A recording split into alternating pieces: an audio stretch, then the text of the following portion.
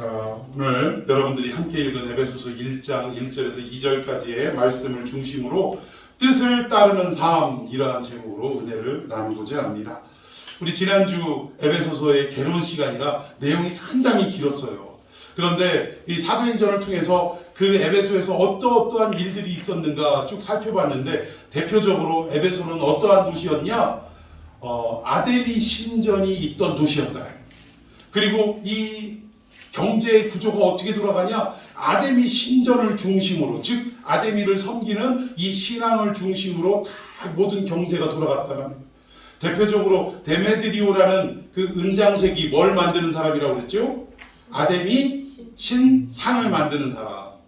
이 문헌을 보면 그 당시에 이 신상을 만드는데, 우리 같으면, 자, 예를 들자면 뭐 우리가 갈 일은 없지만, 또는 뭐 거기 가서 무슨 물건을 살 일은 없지만, 뭐 예를 들어서 뭐 경주에 불국사를 갔다고 생각해 봅시다.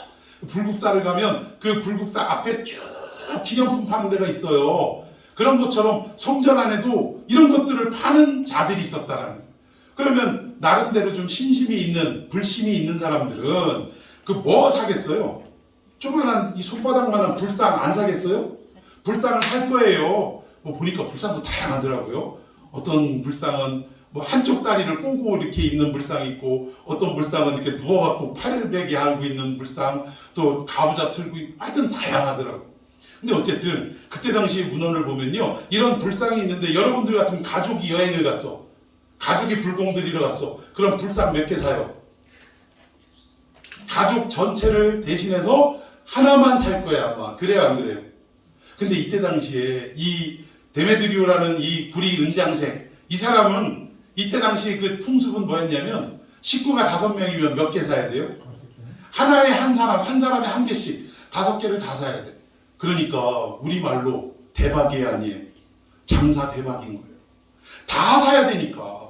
근데 이게요, 매해 와가지고 신전에 와서 제사를 드릴 때, 나 작년에 샀는데요? 이거 있는데요? 이거 돼요 안 돼요? 안 되는 거야. 그거는 작년 거라 효력이 있어 없어? 없어요. 그래서 새로운, 이거 우리도 늘 그러잖아요. 하나님의 은혜가, 과거의 은혜는 은혜이고 우리는 오늘의 새 은혜를 받아야 돼, 안 받아야 돼요? 늘 새로운 은혜가 우리에게 뒤덮여야 된다는 거예요.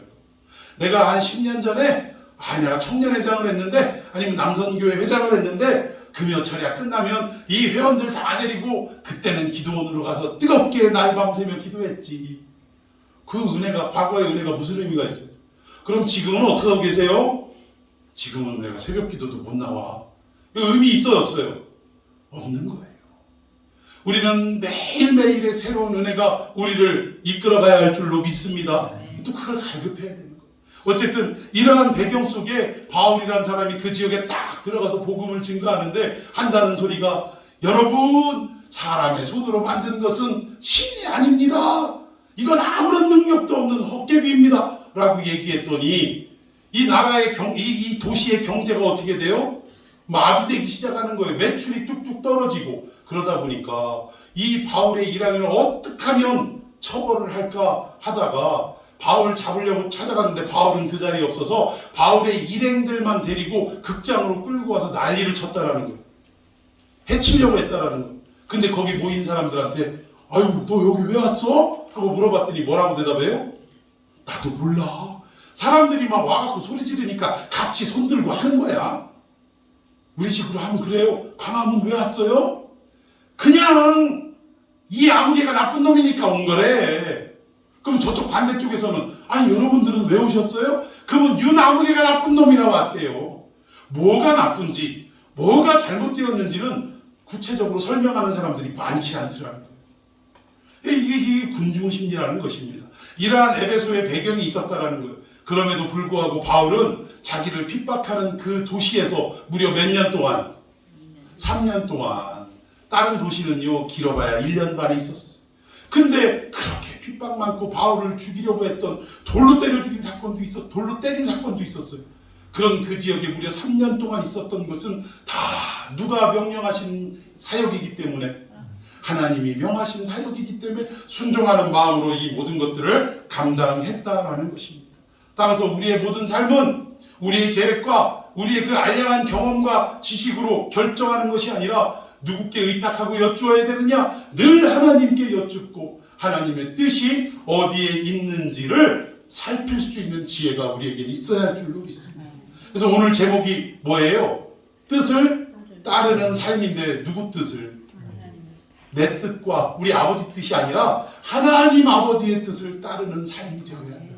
자, 이 원리를 성경을 통해 하나하나씩 살펴보도록 하겠습니다. 자, 우리 먼저 1절 말씀 다 같이 읽습니다. 시작. 하나님의 뜻으로 말미암아 그리스도 예수의 사도된 바울은 에베소에 있는 성도들과 그리스도 예수 안에 있는 신실한 자들에게 편지하노니. 아멘. 먼저 하나님의 뜻으로 말미암아 바울이 에베소를 향해 쓴 편지의 첫머리가 첫 시작이 하나님의 뜻으로 말미암아.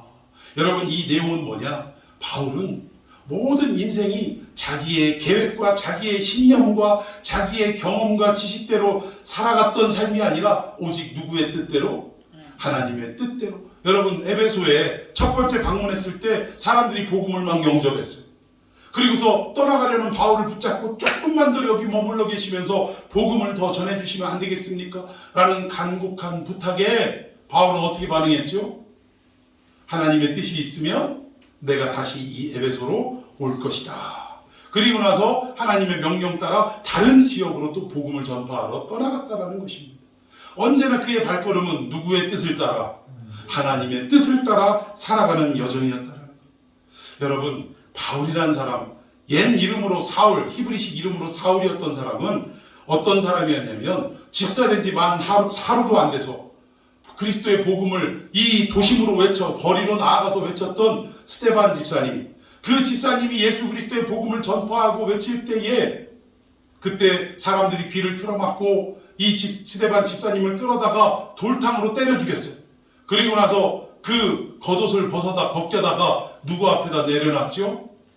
사울 앞에 내려놨다. 그러면 결국 이 말은 무슨 말이냐면 스데반에게 돌탕을 때려 죽이는 이 율법을 가하고 그리고 이 모든 행위를 가했던 대장은 누구라는 거예요? 사울이었다는 거예요. 우리는 율법대로 한 행위이니 우리에게 죄가 돌아가지 않을 것입니다 라고 하는 게 옷을 벗겨서 그 위에다가 내려놓는 그런 행위라는 것입니다. 그러니까 이렇게 집사된 지 하루 만에 그리스도인인 이 스데반 집사님을 돌탕으로 때려 죽인 주범이 누구라는 거예요? 사울이었다라는 것입니다. 이 사람은 예수 믿는 사람이라면 어떻게든 체포를 하고 사형을 시키려고 자기 나라 안에서 자기 도심지 안에서만 그렇게 활동해도 이해가 갈 텐데 세상에 저 멀리 다마스커스까지 그 피해간 그리스도인들을 잡아오려고 체포영장까지 다 받아가지고 그곳으로 떠나갔다는 거예요.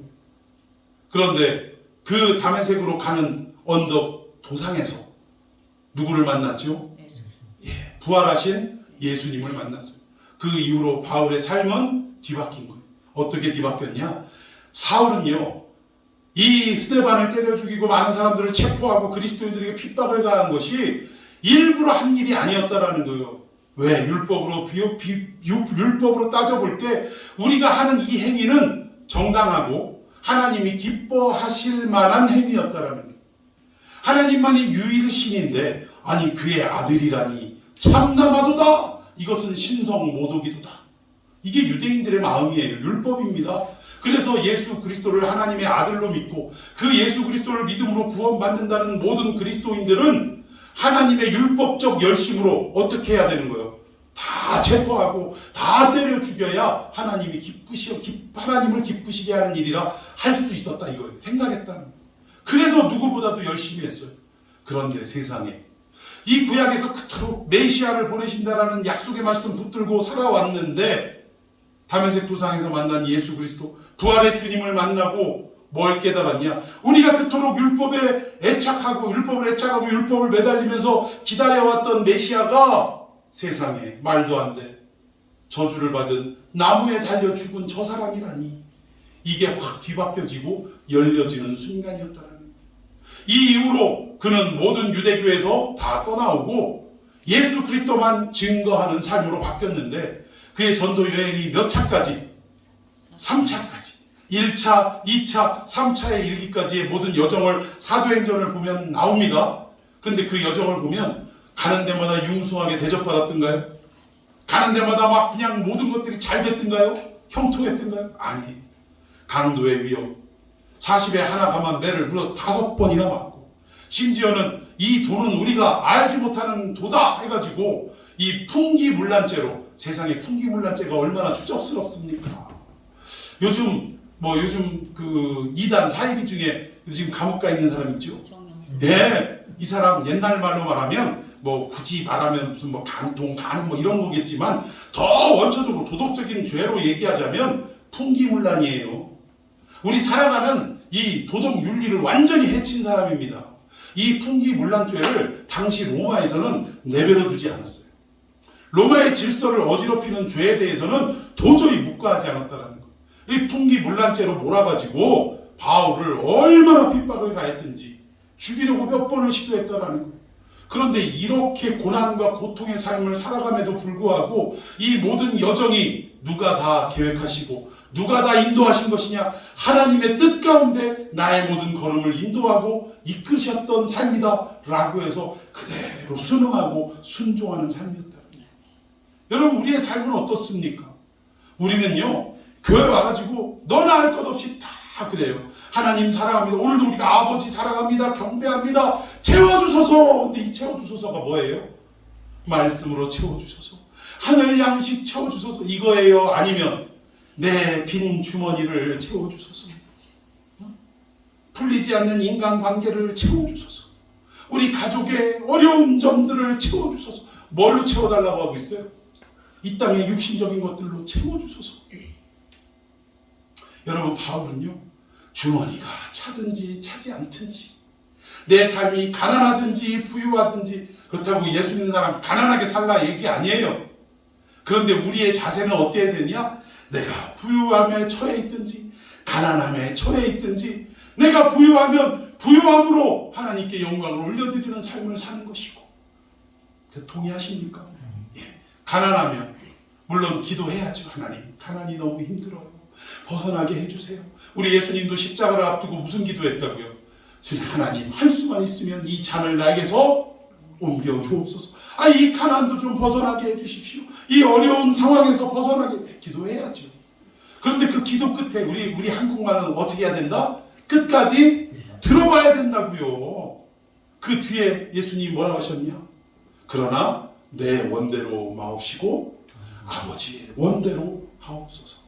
이 말은 내가 이 가난에서 벗어나기 원합니다. 이 어려운 형편 속에서 일어나기를 원합니다. 기도하되 그 끝은 그러나 하나님, 내가 가난 속에서 하나님께 영광 돌리는 것이 하나님의 뜻이거든. 이 가난을 이겨내게 하시고 이 가난을 묵묵히 통과해내게 하시고 욥처럼 입술로 범죄하지 않고 주신 분도 하나님이시오 취하신 분도 하나님이시니 오직 하나님만이 영광을 거두시리로다. 이 고백이 우리에게 있어야 한다는 것입니다. 바울은 그런 마음으로 살아왔다는 거예요. 내가 걸어가는 이 전도 여행의 길이 형통의 길이 됐든 또는 여러 가지 핍박과 박해의 길이 됐든 상관없이 주님의 뜻이라면 나는 이 길을 걸어가리라. 이런 순종의 마음으로 살아왔다라는 것입니다. 자, 그리고 그 다음에 예수의 사도된 바울은 지금 누구에게 편지하냐? 에베소에 있는 성도들과 또 예수 안에 있는 신실한 자들에게 편지한다라고 지금 말씀하고 있어요. 이 말은 뭐냐? 에베소에 있는 성도, 그리고 같은 에베소 지역에 있음에도 불구하고 예수 안에 있는 신실한 자들. 자, 이것은 영적으로 우리가 해석을 해야 되는데 어떤 의미냐? 에베소라는 지역은 좀 전에 설명드렸던 것처럼 온갖 만몬의 신이 지배하는 그러한 도시였다는 거예요. 돈이 뭐니 해도 최고고, 돈이 있어야 벼슬이고, 돈이 있어야 인격이고, 이런 시대라는 거예요. 마치 우리가 살아가는 이 21세기에 대한민국, 대한민국만 그렇습니까? 이 글로벌 지구촌이 다 어때요? 뭐니 해도 돈이 최고인 시대를 살아가고 있지 않습니까? 에베소가 그런 사회를 얘기하는 거예요. 단순히 에베소라고 해서 그 지역을 언급하는 것이지만 이 지역의 의미가 오늘 우리에게는 어떠한 의미로 와닿아야 되느냐? 하나님이 유일한 신임에도 불구하고 하나님보다 더 사랑하는 것들이 널려있는 이 시대, 돈이 우상인 이 시대, 이런 시대가 어느 도시라고요? 에베소라는 도시라. 이런 에베소에 머물고 있는 너희들아, 이런 의미가 있고, 두 번째는 그럼에도 불구하고 이 에베소에 우리가 적을 두고 살아가지만 우리의 소속은 에베소가 아니라 그리스도 안에 거하는 성도들아 하고, 두 번째 이렇게 외치는 대상들이 있었더라. 묻습니다. 여러분들은 오늘 이렇게 교회에 와서 하나님 앞에 예배도 드리고 또 하나님께 여러 가지 헌신도 하고 또 헌금도 드리고 우리의 마음을 들여 찬양도 올려드리고 이렇게 살아가는데, 여러분이 살아가는 주소지는 에베소입니까? 아니면 그리스도 아닙니까? 여러분, 저는 바라옵기는 우리가 비록 이 땅에 발붙이고 살아가지만, 이 땅에 주민등록증을 가지고 살아가지만, 그럼에도 불구하고 우리의 영원한 소속은 이 땅이 아니라 저 하나님 나라가 되기를 축원해 드리겠습니다. 언제나 예수 안에 거하는 삶이 되기를 예수님의 이름으로 축원해 드리겠습니다. 오늘 바울이 첫머리에 그 얘기하는 거예요. 나는 하나님의 뜻을 따라 살아간다.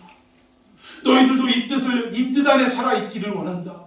그러면서 너희들이 살아가는 이곳은 에베소이지만 그 에베소의 더러운 먹물과 오물물에 섞여 살아가지 말고 그리스도 안에 살아가는 참된 주님의 사람이 되어라.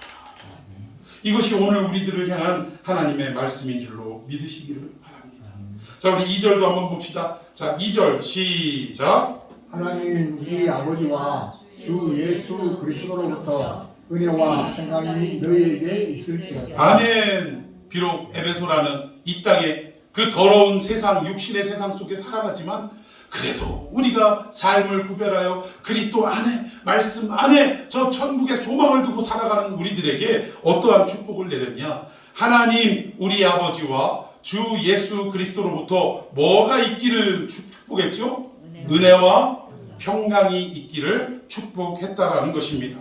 여러분, 이 얘기가 별거 아닌 인사말 같지만 여러분, 진정한 은혜와 진정한 평강은 누구로부터 나오냐? 그 원 출발지가 어디냐? 하나님과 우리 주 예수님으로부터 나오는 것이 참된 은혜요, 참된 평강인 줄로 믿습니다. 평강을 다른 말로 하면 뭐라 그래요? 우리 교회 이름 평안인 거예요. 평안. 여러분, 진짜 은혜와 진짜 평안은요, 우리 주님이 주실 때 가능한 거예요. 내가 돈 좀 많이 번다고 참된 평안이 있을 것 같습니까? 여러분, 이런 얘기 있어요. 천석구는 1000가지 근심이 있고 만석구는 10,000가지 근심이 있대요. 돈 많으면 걱정 근심 하나 없을 것 같은 생각이 여러분에게는 있습니다. 왜 있을까요? 돈이 없으니까 그래. 없으니까. 한번 있어봐요. 있으면 있는 대로 고민이 된다니까. 제가 예전에는 11조 생활을 청년 때는 정말 철저하게 했습니다. 정말 철저하게 했는데 제가 한 30살 되기 전에 29살 되기까지 하나님 앞에 땡깡 부리고 할 때 신학교에서 손가락질하면서 이 말도 안 되는 이 철딱선이 없는 기도를 하고 나가서 나 돈 이렇게 안 벌게 해주시면 구체적으로까지 요구를 했어요. 그러지 않고는 내가 절대 목사 같은 소리 하시네, 나 죽어도 안 합니다, 이러고 땡깡 부리고 그 친구 차 타고 서울로 내뺐어요. 근데 막 하나님이 참 그 말도 안 되는 기도를 29살 말에 들어주시더라고요. 제가 요구했던 것보다 더 많이 벌게 해주시더라고요. 그러면 아니 여러분 생각해 보세요. 내가 100만 원 벌 때 10만 원 11조 아무것도 아니게 했는데, 아니 그러면 1억을 벌 때는 1000만 원 하는 거 당연히 해야 되는 거 아니에요? 근데 1억을 벌고 더 이상을 벌고 이러다 보니까 어때요? 11조 얼마 하고 떼야 되는데 이 자꾸 계산이 들어가요, 안 들어가요? 이거 1000만 원이면, 이거 2000만 원이면, 이거 심각한데, 이 돈이면 이거 뭐 할 수 있는데, 이런 자꾸 잡생각이 들어와요, 안 들어와요? 믿음 안에서도 이런 어떤 다른 생각들이 들어오게 돼 있다니까요. 여러분, 그러나 하나님으로부터, 예수님으로부터 온 진정한 은혜와 평안이 우리에게 있으면, 여러분, 돈이 문제가 아니라니까. 여러분, 건강이 문제가 아니라니까요. 병석에서 제가 누워가지고 꼼짝을 못할 때 울면서 신세 한탄했다니까. 하나님, 목사가 주일인데 천장만 바라보고 몸도 꿈찔움찔도 못하고 이러고 시체처럼 누워있는 게 한심하네요. 하나님, 나 같은 놈 어떻게 하시려고 이러시는 거예요. 이러고 있는데 세상에 하나님이 그런 저에게 찾아오셔서 뭐라고 말씀하시냐면, 야, 내가 이제 저는 제 인격이 수준이 그 정도라서 하나님이 제 수준에 맞춰서 말씀하셨나 봐요. 야, 내가 너 권 목사, 너 병신 목사로 쓴다고 한 적이 한 번도 없다. 야, 걱정하지 마라. 아니 몸 하나도 못 움직이고 있는데 눈만 꿈뻑꿈뻑 밥만 먹고 그것도 떠주는 밥, 요 정도예요. 그러니까 목 위에만 살아있는 거예요. 근데 세상에 그런 저한테 오셔갖고 야, 의사는 너 마비됐다고 병신됐다고 그러는데 나는 너를 병신 목사로, 죄송해요, 이게 참 이런 말 쓰면 안 되는 건데 우리 장애를 입으신 분들에게 참 죄송한데 저에게 그때 하나님이 말씀하신 내용이 그렇다라는 걸 말씀드리는 거예요. 그러면서 그런 목사로 내가 널 쓴다고 한 적이 한 번도 없다. 근데 너 왜 그따위 걱정하고 거기 누워있냐? 야, 그 말씀하시고요. 불과 몇 시간 안 돼서 제 발가락이 움직이기 시작했다니. 정말 하나님의 은혜가 아니면 이 아픈, 이 누워있는 이 상황 속에서도 정말 별 걱정과 근심이 다 되고, 이거 자식 새끼들을 어떻게 먹여 살릴 것인가, 또 이 가족들은 어떻게 건사할 것인가, 가장이 이거 참 한심스럽고 앞으로 어떻게, 별 오만 생각이 다 드는데 하나님이 찾아오셔서 내가 너를 그렇게 사용한다고 말한 적이 없다라고 말씀 한마디 해주시니까 갑자기 제 마음에 진짜 걱정 근심 다 사라지고 참된 평강이 넘치기 시작하더라고요. 그리고 나서 제가 계속 듣고 울었던 찬송이 뭐냐? 박종호 씨 하나님의 은혜. 계속 이거 돌려듣기, 반복 듣기.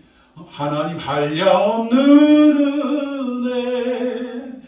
이 가사 하나하나가 얼마나 마음에 꽂히는지. 이 찬양 듣다가 저는 결국 회복이 된 거예요.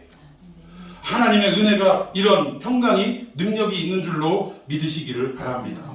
근데 여러분 더 이상한 건요, 이 하나님이 주시는 평강, 요한복음 14장에 가니까 부활하신 예수님이 제자들에게 나타나셔서 숨을 쉬면서 뭐라고 하셨어요? 너희에게 뭐가 있을지어다? 평강이 있을지어다. 그러니까 우리가 그런 얘기를 들으면 여러분들처럼 아멘, 아유 평강, 아이고 좋아, 걱정 근심 없고, 우리는 그렇게 생각하니까 이 말씀하실 때 아멘으로 낼름 받아 먹지요. 그런데 그 다음에 예수님이 하시는 평강의 정체를 밝혀보니까 이 평강은 세상이 주는 것과 같지 아니한 것인데 하면서 예수님의 삶을 보니까 그 평강이 뭐예요? 십자가를 지고 가는 길이더라. 여러분, 십자가가 여러분에게 주어질 때 그게 평강입니까? 그게 은혜입니까? 알 수 없는 이 말씀을 우리에게 던져놓으셨어요. 그리고 이게 진짜 은혜고 진짜 평강이니 너희는 어떡하라? 너희들 십자가를 지고 나를 어떡하라? 따르고 계신 줄로 알겠습니다. 그 십자가 지고 따르고 계신 줄로 저는 믿겠어요. 주님이 우리에게 말씀하시는 평안과 평강은, 은혜는 우리가 바라는 마음에 걱정 근심 없고 모든 일이 잘 풀리고 그냥 하는 손대는 일마다 형통해지는 이런 은혜와 평강이 아니라, 내가 이 길을 걸어갔노라, 이 십자가를 지고 걸어갔고 이 십자가에 매달렸노라, 이것이 바로 너희에게 말하고 또 너희들에게 따르라 명령하는 나의 평강이니라. 여러분, 이 평강은요, 이 은혜는요, 복음으로 깨닫지 않으면 받아들일 수 없는 평강입니다. 믿습니까? 누군가를 살리기 위해 내가 이 십자가를 지고 걸어가는 이 길이 너희에겐 진정한 은혜요, 너희에겐 진정한 평강이니라 주님은 말씀하고 있다. 오늘 이 내용을 우리가 복음으로, 믿음으로 받아들이는 시간이 되었으면 좋겠습니다. 결국 우리가 하나님, 저 돈이 부족한데 해결해 주시고, 우리 가족이 어떤데 이거 기도하지 말라는 얘기 아니라는 거 누차 강조드립니다. 그런데 우리의 모든 바램과 우리의 모든 소망이 어디에 초점을 두고 있냐? 이 땅의 것에 초점을 두고 있다면 우리는 아직도 복음이 무엇인지, 하나님이 주시는 은혜와 평강이 무엇인지를 한참을 모르고 있다는 거예요. 내가 이 땅에서 그리스도인으로 너희 세상이 너희를 미워하나? 이건 너희들을 미워하는 것이 아니라 누구를 미워하는 거래요? 나를 미워하는 것이다. 너희들이 내 안에 속해 있는 자라면 세상은 나를 미워하니 너희들을 미워하는 것은 당연한 일이다. 그러니 너희들은 이것을 이상히 여기지 말고 당연한 것으로 여기며 오히려 이 길을 묵묵히 걸어가라. 내가 너희들 뒤에서 밀어줄 것이고 너희들 앞에서 내가 끌어올 것이다. 여러분 믿으십니까? 참 이게 동의가 안 되니까 아멘도 잘 안 나오는 거예요 우리가. 진짜 이것을 깨우치고 이것을 정말 우리의 삶의 질서로 삼아가는 삶이 우리 믿음의 성장인 줄로 믿으시기 바랍니다. 저도 알아요. 이런 얘기하면 목회 안 됩니다. 여기 오시는 분들 다 문제 해결되고 이 땅에서 다 성공하고 돈 많이 벌고 이거 얘기하면 얼마나 좋겠어요. 이제 시간이 갈 것 같지만 제가 곁들이는 말씀이 오늘 주일 아침에 기독교 방송을 듣는데 CTS를 듣는데 늘 얘기하잖아요. 제가 안 들어야지 하는 우리 교단 어른 목사님인데 이상하게 내가 그걸 자꾸 듣게 되더라고. 들으면서 은혜로 받으면 좋은데 꼭 내가 이걸 어쩌나. 오늘도 저 얘기를 강단에서 하고 계시네. 아주 그냥 마음이 뒤집어지는 걸 매주 겪으면서도 이 바보 같은 인간은 시간이 되면 꼭 그걸 틀어서 보고 있네. 왜 그러는지 모르겠어. 오늘은 야이로의 얘기더라고요. 야이로의 딸 회당장입니다. 회당장의 딸이 죽어간대요. 예수님 일행에게 다급하게 사람을 보내서 내 딸이 죽어가니 주님 찾아오셔서 친히 그 손을 내 딸의 한처 위에 얹어주시고 저를 구원하시고 저를 일으켜 주시옵소서. 구해달라고 말만 했지 예수님 보고 이렇게 저렇게 요렇게 해달라는 건 다 누구 얘기예요? 야이로 얘기예요. 예수님 빨리 오세요. 죽어갑니다. 급합니다. 딴 거 다 열일 제쳐두고 오세요. 이것도 창조주를 누가 오라가라 합니까? 거기다 대고 내 딸이 지금 이 모양이니 당신의 그 손을 내 딸 위에 얹어줄 얹건 말건 그건 누구 마음이요? 예수님 마음이고 엿장수 마음이지 왜 그걸 그렇게 기도해달라고 그러는 거예요? 그래서 저를 구원하시고 일으켜 누가? 직책이 뭐라고요? 야이로가? 회당장이라고요. 회당장. 우리식으로 말하면 교회 담임 목사. 근데 가는 도중에 안 그래도 급한데 뭐가 생겼냐면 12해 동안 혈루증을 앓고 있는 여자가 세상에 그 많은 군중들 가운데 비집고 뚫고 와서 예수님을 옷자락을 만져버렸어요. 그래서 당신의 능력이 나간 걸 알고 예수님이 웬만하면 그냥 냅두시지. 그걸 자리를 멈추시고 누가 내 옷 만졌냐? 그걸 또 따지시네. 그러니까 제자들이 이렇게 많은데 사람들이 밀리고 쓸리고 하다 보면 손도 댈 수 있고 그렇죠. 뭐 그런 걸 다 갖고 그러십니까? 아니라 내게서 능력이 나갔느니라. 그래서 이 말씀을 하시는데 저 슈팅에서 벌벌벌 떨고 있던 이 여자 아무도 모를 거야 라고 생각했던 이 여자가 예수님이 하시는 말씀을 듣고 무서워서 벌벌 떨면서 나왔어요. 근데 여러분 왜 떨며 나왔는지 여러분들은 모르시잖아. 유대인들의 상황을 모르면 이건 이해가 안 되는 거예요. 여러분 혈루병 걸린 여자는 율법으로 하면 부정합니까? 안 부정합니까? 부정한 여자. 그러면 이 부정한 여자와 옷자락이라도 서로 스치면 옷깃이라도 스치면 이 부정이 옮겨가요 안 옮겨가요? 그래서 문둥병자나 혈루병 여인이나 그 밖에 부정하다라고 하는 모든 사람들은 대중들 앞에 나오면 어떻게 했어요? 돌탕으로 때려 죽이는 거예요. 왜 부정을 우리식으로 얘기하면 이 더러움을 왜 나에게 전염시키냐? 이래가지고 때려 죽여도 할 말이 없다라는 겁니다. 그러면 이 여자가 이 군중을 뚫고 많은 사람들을 비부적거리면서 예수님 앞으로 나와왔을 때는 뭐 걸고 나온 거예요? 목숨 걸고 나온 거예요. 저분이 아니고서는 내 이 병이 나을 수가 없다라는 거예요. 이 유일한 소망을 그분께 두고 여러분 그분이 소문이 나가지고 이런 목숨 담보로 이런 일을 행했겠습니까? 이 여인은 저분이 우리가 그토록 기다렸던 메시아임을 믿고 알았다. 내 오늘 죽더라도 저분을 내가 만나야겠다. 여러분 이걸 깨달았으니까 이 일을 행한 거예요. 근데 세상에 비밀로 해주시지. 사람들 앞에서 누가 내 옷자락을 만졌냐? 이래가지고 벌벌벌 떨고 이거 나 죽을 일만 남았구나.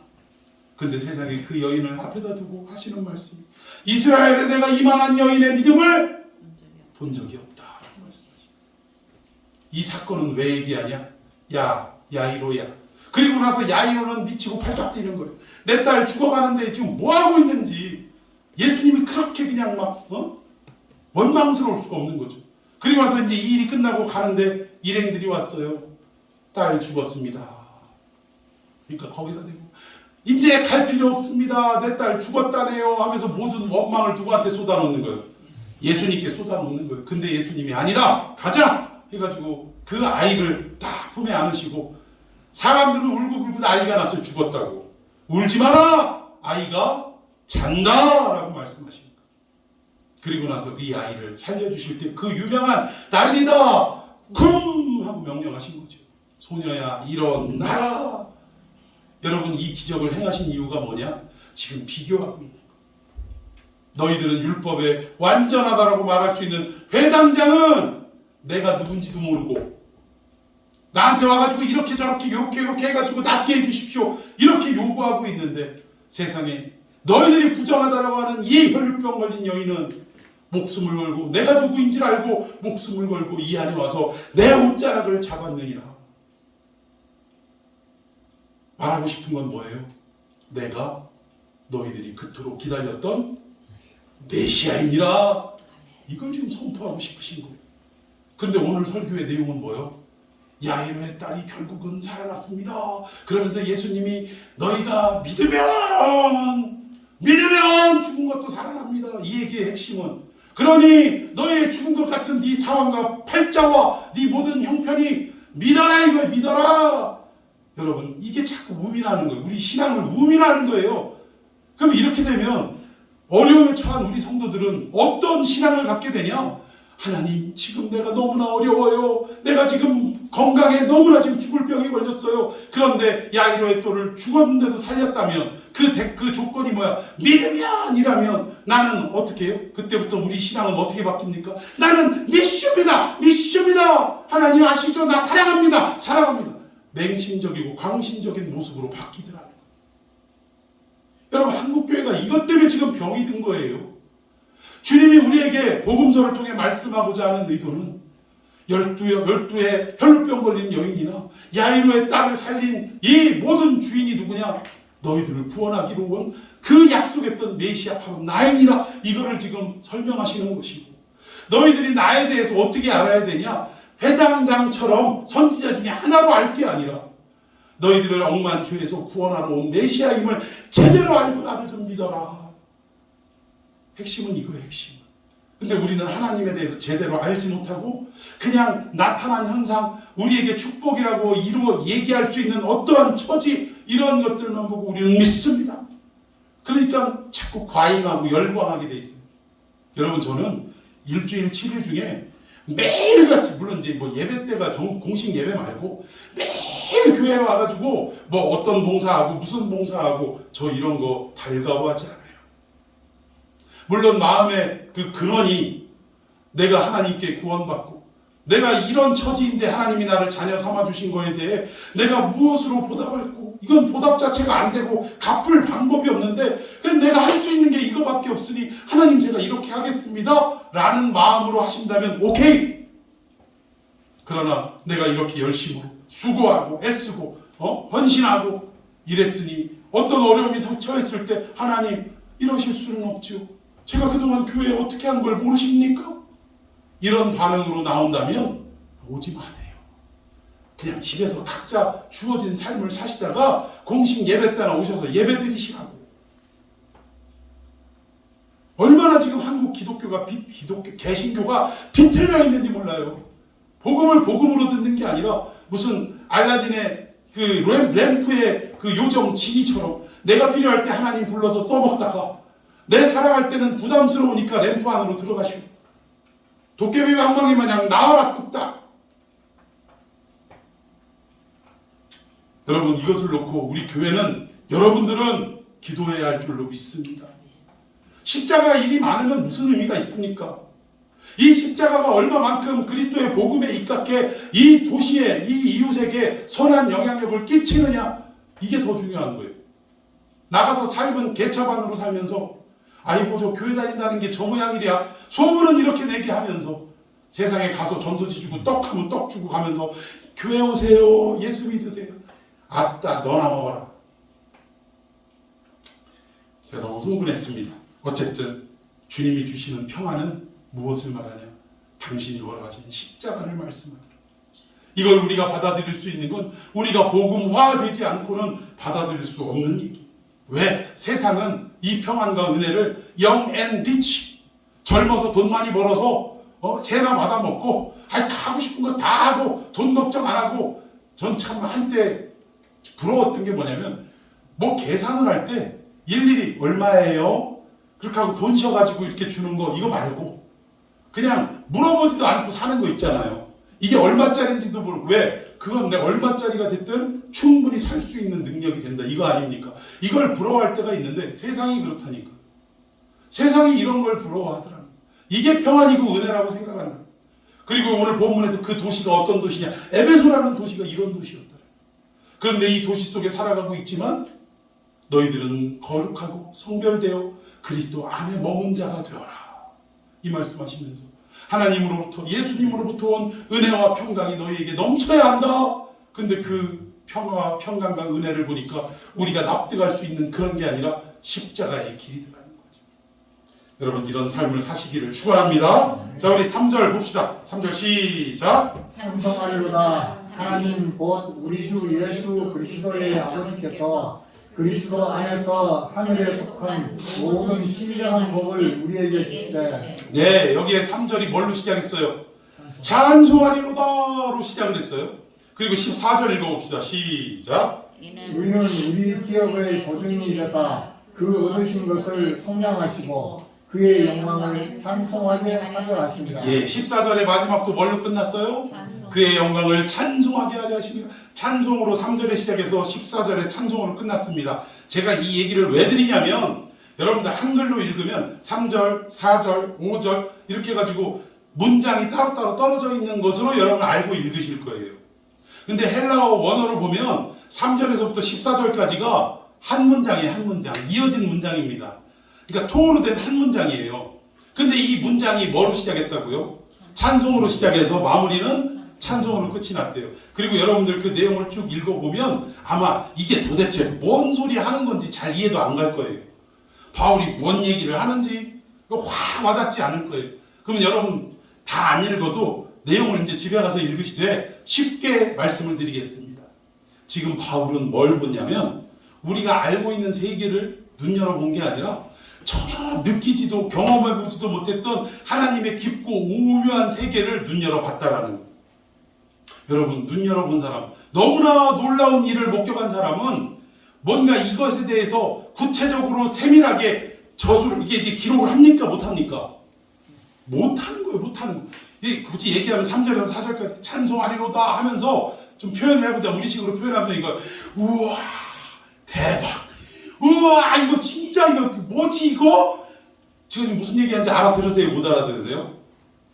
못 알아듣잖아요. 지금 뭔 얘기하는 거예요? 우와 대박, 우와 진짜 짱이네 이거. 이 얘기만 반복하는 거예요. 그러면 여러분들은 아니 지금 저 양반이 뭔 얘기하지? 라고는 알지 못하지만 지금 말을 하는 저 사람의 감정, 뭘 봐도 어마어마한 걸 봤구나. 이건 느껴요, 못 느껴요? 지금 그냥 쉽게 말하면 그 얘기예요. 바울이 온갖 언어를 갖다가 막 지금 설명하는데 202개의 단어를 한 문장으로 3절에서 14절까지 딱 내용을 기록을 했는데 처음은 찬송으로 시작해서 찬송으로 마무리하더라 이거예요. 근데 내용을 보면 한마디로 쉽게 얘기하면 하나님의 그 깊고 오묘한 세계를 눈으로 목격하고 우와 대박, 우와 하나님 멋져, 이야 이걸 뭘 이거 그거 있죠? 아니 이게 몸에는 좋은데 어떻게 설명할 방법이 없 이거예요. 딱 그 말이. 바울은 지금 이 놀라운 세계를 어마어마한 것을 지금 눈여겨 봤다라는 거예요. 그리고 나서 어떻게 표현할 줄을 모르니까 지금 그냥 연일 감탄사로 그냥 202개의 단어로 쭉 나열하면서 기록을 했다라는 것입니다. 자, 우리 3절 다시 볼까요? 시작. 찬송하리로다. 하나님 곧 우리 주 예수 그리스도의 아버지께서 그리스도 안에서 하늘에 속한 모든 신령한 복을 우리에게 주시되. 예, 여기 보니까 특이한 기록이 있습니다. 아니 하나님이면 하나님, 아니 예수님이면 예수님, 뭐 좀 더 하면 예수 그리스도 이렇게만 얘기하면 되는데 구체적으로 하나님 곧 우리 주 예수 그리스도의 누구께서? 아버지께서 이 얘기를 한 바울의 의도가 있다라는 거예요. 여러분 하나님과 우리 성자 예수님은 사실은 동격인 줄로 믿습니다. 삼위일체예요. 그러나 격으로 따지면 성부 아버지격이고 또 우리 예수님 성자 되신 분은 아들격이라는 거예요. 그러나 그 지위와 그 어떤 크기와 높이와 넓이는 같다. 그런데 왜 이분이 성자로서 이 땅에 육신을 입고 우리에게 오셨는가? 그 내용은 한마디로 하나님의 아드님 되신 예수님이 부자관계가 성립되는 것처럼 이 모든 아들의 권위를 누구에게 주시려고? 우리에게 주시고 자신 있게 얘기하세요. 그래서 우리가 기도할 때 하나님을 뭐라고 불러? 아버지라고 부르는, 아니 하나님이 우리와 부자관계가 아니면 우리가 아버지라고 부르면 돼요, 안 돼요? 안 되죠. 그럼 굳이 얘기하자면 하나님 아저씨라고 얘기하든가, 선생님이라고 얘기하든가 이래야지. 근데 우리가 하나님을 아버지라고 부른다는 것은 예수 그리스도를 통해 그분이 하나님의 아드님이신 것처럼 하나님이 아들에게 주신 모든 권세를 누구에게 주셨다는 거예요? 오늘 우리에게 주셨다는 거예요. 우리를 아들 삼으시고 자녀 삼으시고 그 모든 걸 우리에게 주셨다는 것입니다. 이걸 지금 나타내기 위해서 이런 표현을 했는데, 이 구약 시대에는 아버지와 아들 관계는 어떤 의미냐? 아버지는 항상 아들에게 축복하는 존재입니다. 이 축복은 좀 더 구체적으로 말하면 아버지가 가지고 있는 모든 것을 다 누구에게? 아들에게. 이걸 우리가 상속이라고 합니다. 상속. 아들은 상속자의 개념이에요. 그 아들에게, 예수 그리스도에게 하나님의 모든 원리와 질서를 다 그분에게 부여하신 거예요. 믿습니까? 우리 예수님은 하나님이 가지신 모든 풍요로움과 부요로움을 다 가진 분인 줄로 믿습니다. 그런데 예수님은요, 이거를 혼자 다 가지려고 하지 않으시고 이 가진 모든 것을 누구와 나누기를 원하신 거예요? 우리들과 나누기를 원하셨다는. 바울은 지금 그 얘기하는 겁니다. 우리 하나님, 곧 우리 주 예수 그리스도의 아버지가 예수님께 모든 상속을 하신 것처럼 오늘 우리에게도 상속하실 것이다. 여러분, 이 세계를 듣고 제가 여러분 같을 줄 알았어요.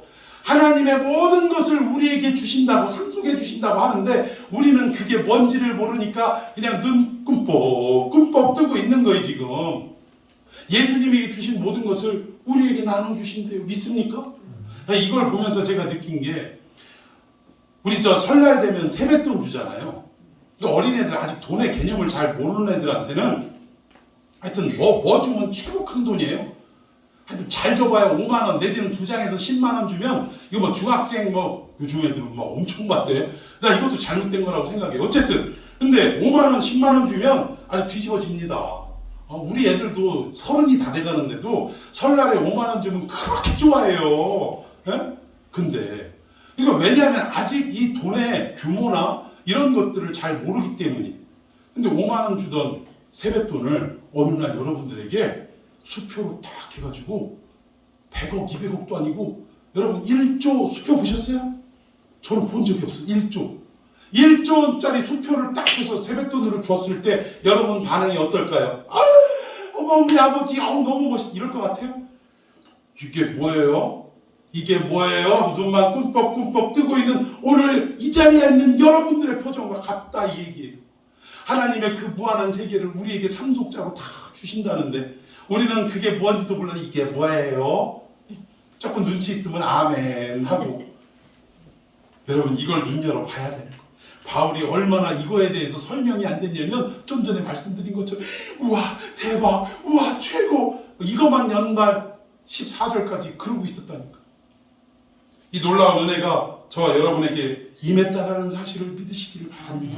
자, 우리 4절 또 봅시다. 4절 시작. 곧 창세전에 그리스도 안에서 우리를 택하사 우리로 사랑 안에서 그 앞에 거룩하고 흠이 없게 하시려고. 예, 여기 보니까 하나님이 우리를 택하신 것을 믿으십니까? 근데 언제 택하셨어요? 창세전에. 이걸 믿어야 돼요. 우리 장로교는 특히 이걸 믿어야 돼요. 내가 나 예수 믿을게요 라는 순간 우리를 택한 게 아니라니까요. 감리교는 이걸 믿지는 않습니다. 우리 인간의 의지에 의해서 우리가 구원의 백성이 된다라고 착각하고 있어요. 감리교와의 차이가 가장 큰 핵심이 이거예요. 근데 우리는 비록 우리가 어떤 의지를 가지고 있다 할지라도 하나님은 이미 우리의 의지 이전에, 오늘 성경 말씀대로 하면 창세전에 우리를 예정하셨다. 동의하십니까? 그리고 우리를 택하셨다, 이 얘기예요.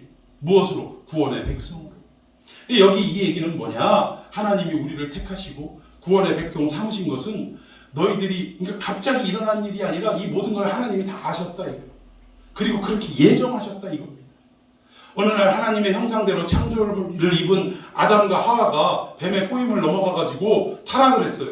그래가지고 옆에 계신 보좌 우편에 계신 예수님을 불러다가 야 예수야, 야 아들아, 안 되겠다. 저 인간들 내버려 두면 안 되겠으니 계획을 수정해서 네가 이 땅에 내려가서 인간을 입고 십자가에 죽어야 쓰겄다. 이렇게 얘기한 게 아니라는 거예요. 하나님은 이미 창세전에 모든 우주 만물을 만드시기도 이전에 우리 인간을 만드실 것을 아셨고 계획하셨고, 그리고 이 인간이 배반할 거를 뒤통수 때릴 것도 아셨다 이거예요. 그래서 이 인간을 그래도 사랑하셔서 내 아들을 이 땅에 보내셔서 저들을 대신해 죽을 것을 이미 다 예정하셨다는 것입니다. 여러분 믿습니까?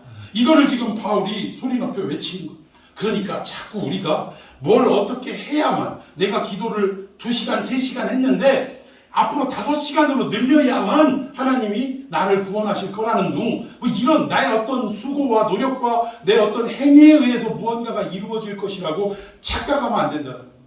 사실 오늘 제가 조나단 에드워즈의 이야기를 좀 소개하려고 했는데 시간 관계상 그냥 넘어갈게요. 이 얘기가 좀 어려워서 또 설명하려면 시간이 많이 좀 할애가 돼서. 자, 우리 에베소서 2장 6절 읽어봅시다. 시작. 또 함께 일으키사 그리스도 예수 안에서 함께 하늘에 앉히시니. 예, 무너진 우리들을 하나님께서 다시금 살려주시고 일으키시고, 그리고 예수님과 함께 하늘 보좌에 앉혀주실 것까지도 하나님은 창세 전에 이미 다 예정하시고 계획하셨다라는 사실입니다.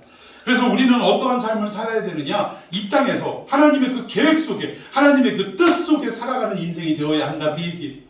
오늘 1절 말씀, 바울이 하나님의 뜻 안에서 살아갔던 인생임을 소개했던 것처럼 우리도 지금 그런 삶을 살아야 한다는 걸 말씀드리려고 이렇게 돌려 까기를 한 거예요 지금. 여러분, 우리의 인생이요, 하나님 뜻 안에서 머물러 있는 인생이 되어야지. 내가 이걸 바란다고 하나님 이거 없으면 나 죽어요, 하나님 이거 채워주세요, 아시죠? 내가 그동안 하나님 앞에 한 걸 생각하면 이거 안 들어주시면 하나님 나 배반 때리는 거예요. 이런 식으로 표현만 이렇게 하랬지, 이런 마음이잖아 우리가. 이건 뜻 안의 인생이 아니라는 것입니다. 부요함도 하나님의 뜻이요, 가난함도 하나님의 뜻이요, 건강함도 하나님의 뜻이며, 내가 질병으로 고통당하는 것도 하나님의 뜻입니다. 그 가운데서 나는 이 형편 속에서 어떻게 하면 하나님의 예정하신 뜻을 이루는 통로가 될 것이냐, 여기에만 전심전력을 다하는 삶이 되어야 한다는 거예요. 여러분, 아브라함을 복의 근원으로 삼으셨다는 얘기는 복의 출발이다, 그 얘기가 아니에요. 여러분, 우리가 수돗물 지금 꼭지만 틀면 물이 콸콸 나오는데 원수원지가 따로 있습니다. 근데 이 원수원지에서 우리 각 가정에 물이 도착하기까지는 뭘로 다 연결되어 있는 거예요? 파이프로 연결되어 있는 거예요. 복의 근원이 될지라, 이 얘기는 뭐냐? 우리가 이 파이프 라인이 되어야 한다는 거예요. 이 파이프가 없으면 각 가정에 물이 배달이 안 되는 거예요. 우리가 그 예수님의 사랑, 하나님의 계획, 하나님의 그 크신 뜻을 우리가 깨닫고 알지 못하는 자들에게 우리가 전파하고 증거하는 파이프 라인이 되어야 한다는 것입니다. 이걸 지금 바울이 얘기하고 싶은 거예요. 자, 우리 마지막 4절, 5절 시작. 곧 창세전에 그리스도 안에서 우리를 택하사 우리로 사랑 안에서 그 앞에 거룩하고 흠이 없게 하시려 5절. 그 기쁘신 뜻대로 우리를 예정하사 예수 그리스도로 말미암아 자기의 아들들이 되게 하셨으니. 네, 여기 보면 하나님이 우리를 창세전에 택하셨고, 그리고 그 기쁘신 뜻대로, 하나님의 뜻대로 우리를 예정하셨다. 이 얘기를 결국은 로마서 이야기를 끄집어 오지 않을 수가 없는데, 바울의 이야기 중에 이런 얘기가 있습니다. 하나님께서 야곱은 사랑하셨고 에서는 미워한 바 됐다라고 이렇게 고백하는 이야기가 있어요. 그럼 이 얘기는 액면 그대로, 아유 야곱은 하나님이 아이고 이뻐라 하시고, 에서는 저리가 이 꼴보기 싫은 놈, 이게 아니라는 거예요. 우리가 이게 단어를 해석을 잘해야 되는데, 그러니까 번역을 잘못하면 반역이 된다는 말이 그래서 나오는 거예요. 여기에 야곱을 사랑하셨다는 말은 하나님이 야곱을 택하셨다, 그 얘기예요. 우리 입장에서는 왜 택하셨는지는 모르겠지만 하나님의 일방적 은혜로 그를 택하셨다는 거예요. 그리고 에서를 미워했다는 말은 뭐냐? 그를 유기했다, 버렸다, 그 얘기입니다. 우리가 천국 가서 제가 궁금한 건, 하나님 제가 뭔데, 저 어떻게 보면 에서 같은 인간 인간, 그보다 더 못한 인간인데 왜 저를 택하셨나요? 이걸 꼭 여쭤보고 싶다니까요. 여러분도 안 궁금해요? 거울 보면 다 아시잖아. 내가 어떤 인간인지. 믿는다 하면서 내가 어떤 인간인지를 너무나 잘 알잖아요. 상황 앞에 무너지는 나를 너무나 잘 알잖아요. 근데 이런 나를 하나님이 왜 사랑하셨는지 안 궁금하더냐고요. 나보다 훨씬 뛰어난 사람들도 많은데 이걸 꼭 여쭤보고 싶어요. 오늘 이야기가 그겁니다. 얘들아, 너희들이 잘나서 택한 게 아니야. 하나님의 일방적인 은혜로 너희를 택했고, 그럼 너희들은 어떤 삶을 살아가냐? 하나님의 뜻 안의 삶을 살아가야 한다 이겁니다. 이 뜻 안의 삶은 어떤 거냐? 너희가 부자든 가난하든 상관없이 주어진 환경 속에서 그저 그 원수원지에서 수도꼭지 틀면 물이 콸콸 나갈 정도로 연결할 수 있는 파이프라인이 되어라. 예수를 증거하고 예수를 소개하고 예수를 자랑하는 이러한 삶을 살아라. 부자는 돈 써가면서 그 일하고 가난한 자는 기도하면서 몸으로 섬기면서 그 일을 해가라. 여러분, 하나님은 섭섭한 게 뭐냐면 우리가 부자가 되든 가난하게 살든 관심이 있다 없다. 관심 하나도 없어요. 하나님은 하도 깽깽거리고 가난해서 죽겠다고 하니까 아유 그래 네가 그걸 못 견디니 하고 주실 수는 있지만 하나님의 뜻이 너를 이 가난 속에서 결국 우여곡절을 겪고 저 부자로 만드는 이런 뜻은 없다 이거예요. 그냥 뭘 보시냐? 부자인 애는 부자이면서도 돈에 구애받지 않고 하나님께 영광 돌리는 그 모습을 통해 기뻐하시는 것이고, 가난한 인생은 그 가난을 통해서도 굴하지 않고 끝까지 믿음의 고백을 하는 것, 이것으로 기뻐하시더라는 거예요. 잠시 있다 없어질 이 세상, 부자면 어떠리 가난하면 어떠리 주어진 환경 속에서 뜻 안의 인생을 살면 그것으로 나는 기뻐하노라. 근데 이걸 용납 못하는 건 누구요? 우리들의 뿐이라는 거예요. 왜요? 왜? 자꾸 그러는 거 왜요? 제가 부자고 나는 왜 이렇게 살아야 되는데요? 너무 아는 거 아니에요? 그러니까 하나님이 하늘에 계신 이가 비웃으시니요. 너네가 하늘의 별을 만들 때 너 어디 있었냐? 땅의 기초를 만들 때 너 어디 있었냐? 있지도 않은 것이 그냥 내가 다 뜻 안에서 예정한 대로 너희들 살아가는 것이 그것으로 족하다. 하나님은 오늘 우리에게 이 말씀을 하시는, 그래서 우리 주어진 삶 속에 십자가를 묵묵히 지고 나아가는 삶, 이 삶을 만족하고 감사하고 영광 돌리는 저와 여러분이 되길 예수님의 이름으로 축원해 드리겠습니다. 자, 우리 찬송 1장만 부릅시다. 460장 1절만 부르겠습니다.